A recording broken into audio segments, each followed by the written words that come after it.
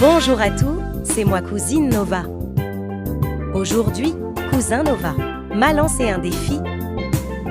Fabriquer un hamac maison solide, confortable, léger, facilement lavable et surtout avec de la récupération. Un bon hamac peut parfois être fabriqué avec beaucoup moins de matériel qu'on l'imagine. Le plus important est d'avoir un tissu solide et une bonne corde. Cousine Nova conseille un tissu respirable et résistant.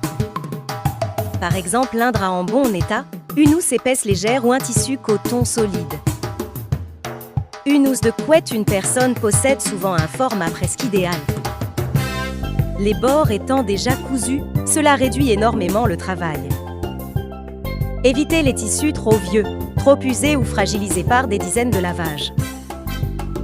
Les fibres doivent encore être solides.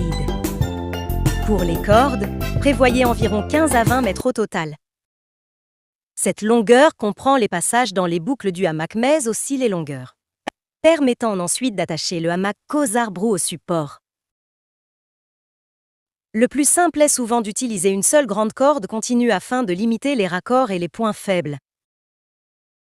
Commencez à environ 2,50 m de l'extrémité de la corde.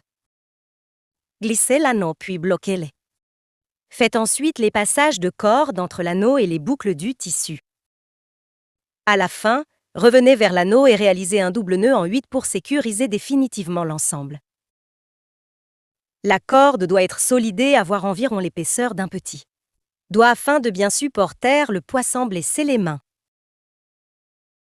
Pour la base du hamac, prenez un grand rectangle de tissu.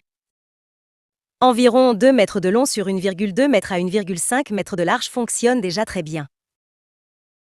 Le plus simple est souvent de plier le tissu en deux afin d'obtenir une double épaisseur plus confortable et plus résistante.